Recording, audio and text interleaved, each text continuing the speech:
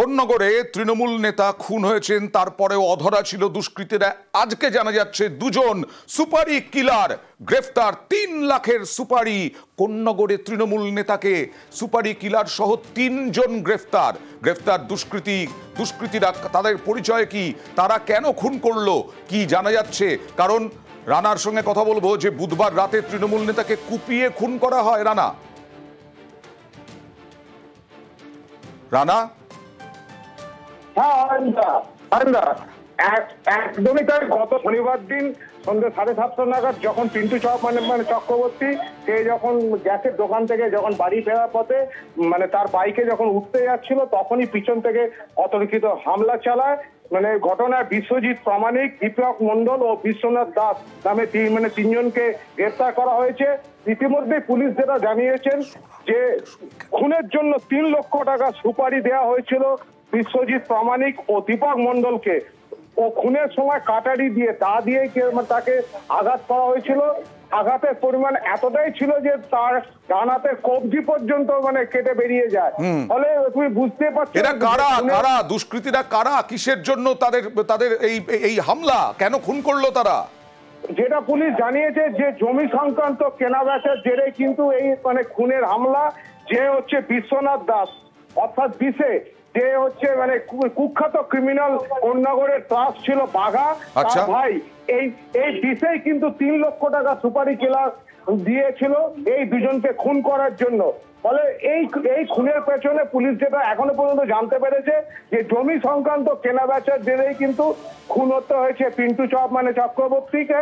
তবে ঘটনায় আরো কয়েকজন জড়িত উড়িয়ে দিচ্ছে না, তদন্ত শুরু করেছে যে এই ঘটনায় মূল মাস্টার মাইন্ড কে রয়েছে, যে 3 লক্ষ টাকা দিয়ে বিশ্বনাথ দাসকে সুপারি কিলার হিসেবে তাকে টাকাটা দেওয়া হয়েছিল এবং সে দুজনকে আবার নিযুক্ত করেছিল। ফলে এই ঘটনা কিন্তু আরো কয়েকজন জড়িত থাকার সম্ভাবনা কিন্তু পুলিশ উড়িয়ে দিচ্ছে না। গ্রেফতার দুষ্কৃতী বিশ্বজিৎ, দীপক। আগেই এক ব্যবসায়ীকে গ্রেফতার করে পুলিশ, আর এবার সুপারি কিলার সহ 3 জন গ্রেফতার। কোন্নগরে নেতা খুনে 3 লাখের সুপারি।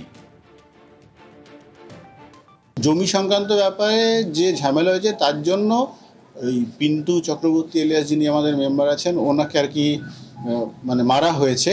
বাকি এখনো আমরা তদন্তটা প্রাইমারি লেভেলে আছে, আরো বিশদে আমরা এর ভেতরে ঢুকে দেখবো আর কে এর মধ্যে জড়িত। এই ঘটনায় 3 লাখ টাকা আপাতত ওদেরকে ডিল হয়েছিল।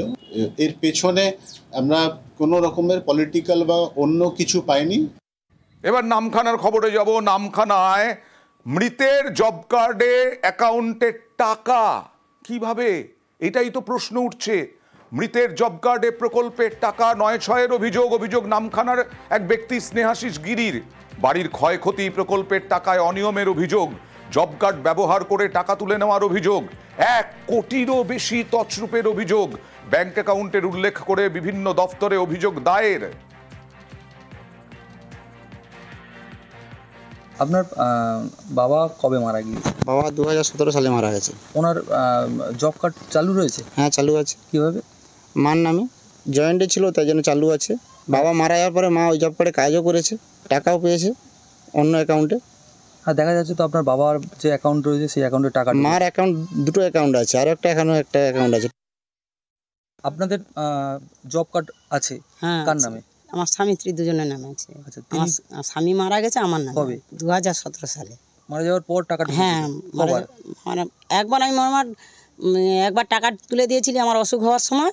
সেটা আমার সে ঘরে আমার ভাসুরের ছেলে আনকে তুলে দিয়েছিলাম। তারপরে এই লাস্টে একবার আমার ভাগনা বউ এসে বলছে, মামি তোমাদের এতে আমাদের টাকা ঢুকেছে, বরজের টাকা, সেই টাকাটা তুলে দিতে হবে। কেন অন্য লোকের টাকা আপনার এতে ঢুকে কি করে? ওই জব কার্ডে নিয়ে করেছিল সুপারভাইজার। দুবার এরকম টাকা ঢুকেছে, আবার টাকা তুলে দিয়েছে? হ্যাঁ। কার কথায় দিয়েছেন? সুপারভাইজার বলেছিল। আরো একটা নামখানাতে এই ঘটনা, মৃতের জব কার্ডে প্রকল্পের টাকা, কিন্তু জব কার্ড হোল্ডারের টাকা গায়েব। অ্যাকাউন্টে টাকা ঢুকলেও না পাওয়ার অভিযোগ। আশ্বাস দিচ্ছেন বিডিও।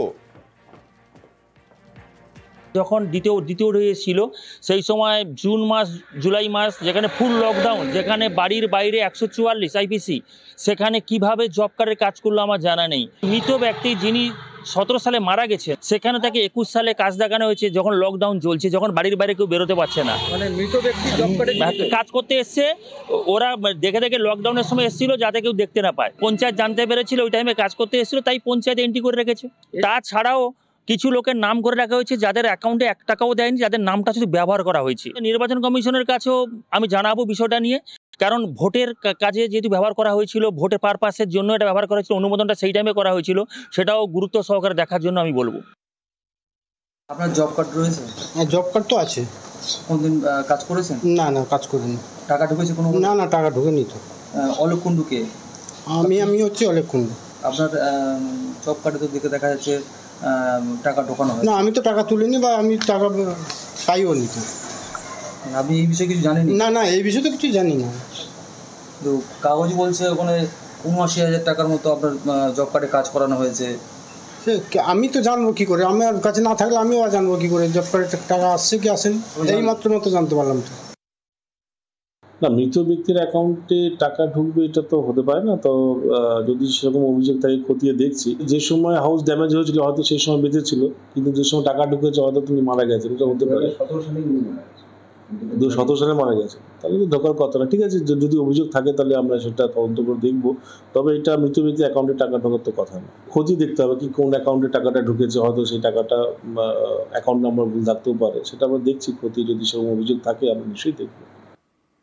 100 দিনের টাকা দিচ্ছে রাজ্য সরকার, আর কেন্দ্র হাইকোর্টের নির্দেশের পরেও 100 বরাদ্দে গড়িমসি। গতকাল ছিল 1 আগস্ট, সেই 1 আগস্টেই হাইকোর্ট নির্দেশ দিয়েছিল 1 আগস্ট থেকে কেন্দ্রের বরাদ্দ করতে হবে টাকা, কিন্তু কোথায় কি?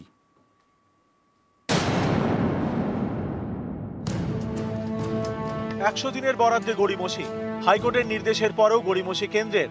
1 আগস্টের মধ্যে প্রকল্প শুরুর নির্দেশ দেয় প্রধান বিচারপতির বেঞ্চ। হাইকোর্টের নির্দেশ ছিল 1 আগস্ট থেকে কেন্দ্রকে পশ্চিমবঙ্গে 100 দিনের কাজের প্রকল্প চালু করতে হবে। 100 দিনের কাজের মতো উন্নয়নমূলক প্রকল্পকে অনন্তকালের জন্য হিমঘরে পাঠানো যায় না বলে পর্যবেক্ষণ প্রধান বিচারপতির। দীর্ঘদিন ধরে কেন্দ্রীয় প্রকল্পের টাকা এ রাজ্যে বন্ধ থাকুক তা আদালত চায় না বলে মন্তব্য করেন। 2022-এর মার্চ থেকে 100 দিনের বরাদ্দ বন্ধ। কলকাতা হাইকোর্টের দেওয়া সময়সীমা শেষ, কিন্তু রাজ্যে শুরু হলো না 100 দিনের কাজ। কোনো উচ্চবাচ্য নেই কেন্দ্রীয় সরকারের তরফে। 100 দিনের কাজ নিয়ে চরম বৈষম্য বঞ্চনা বাংলার বিরুদ্ধে। বাংলাকে বঞ্চনার প্রশ্নে আদালতের রায় কেউ মানে না। উত্তরপ্রদেশে ভুয়ো জব কার্ড, উত্তরপ্রদেশ তালিকার 1 নম্বর, তারা টাকা পেয়ে যায় আর বাংলা টাকা পায় না। কেন্দ্রের উচিত অবিলম্বে আদালতের নির্দেশকে মান্যতা দিয়ে টাকা দিয়ে দেয়। দিল্লি টাকা দিতে চায় না, রাজ্য কাজের টাকা লোপাট করতে চায়, কারণ এই দুজনের কেউই যখন ইউপিএ 1-এর সময়তে 100 দিনের কাজের আইন হয় তখন তার পক্ষে ছিল না, বিরুদ্ধে ছিল। ইউপিএ 1 মানুষের স্বার্থে আইন করা হয়েছিল, ওটা বিজেপি অথবা তৃণমূল কারোরই পছন্দ নয়, এবং এরা দুজনে মিলিয়ে ঝগড়া ভাব করে আসলে মানুষকে বিপন্ন করছে। হাইকোর্ট বলেছে যে 100 দিনের কাজের বরাদ্দ বন্ধ রাখা যাবে না, চালু করতে হবে। আবার একই সঙ্গে বলে দিয়েছেন যে জেলায় জেলায় যে তদন্তগুলো চলছে সেটা চলবে, এবং কেন্দ্র যে কোনো শর্ত আরোপ করতে পারে। তাহলে কি করে সমস্যাটা মেটে? হাইকোর্টের এই রায় দুর্বোধ্য, এতে সমস্যার সমাধান হবে না। আর মোটামুটি 100 দিনের কাজ সেটাও 20 বছর চলে। 100 দিনের কাজ কেন্দ্রীয় সরকারের প্রকল্প, গরিবের আয়ের বড় ভরসা। আমরা ভেবেছিলাম যদি এই 100 দিনের কাজটা যদি 1 আগস্ট থেকে হওয়ার কথা ছিল, যদি হতো তাহলে সেক্ষেত্রে আমাদের মতো গরিব খেটে খাওয়া মানুষদের খুবই উপকার হতো। बहुत दिक्कत हो रहा है, बच्चा सब पढ़ने वाला है, एक बगान कर्मी काम रहने से तो हम लोग का खर्चा गृहस्थी नहीं चलते हैं ना घर में। होने से अच्छा होगा, हम लोग का पैसा उसा पेमेंट मिलने से। 1 তারিখ থেকে কাজ হওয়ার কথা, কিন্তু পঞ্চায়েত থেকেও কেউ আসেনি, কাজও চালু হয়নি। আমরা তো কাজ চাই, কেউ খোঁজও নেয় না, কি খাইয়ে মরি না খাইয়ে মরি। দুর্নীতির অভিযোগে দীর্ঘদিন ধরে পশ্চিমবঙ্গকে এই প্রকল্পের টাকা দেয় না কেন্দ্রীয় সরকার। বিষয়টি গড়ায় আদালতে। শুক্রবার হাইকোর্টের দেওয়া সময়সীমা পেরিয়ে গেল, কিন্তু কোনো বার্তা এলো না দিল্লি থেকে। নিউজ 18 বাংলা।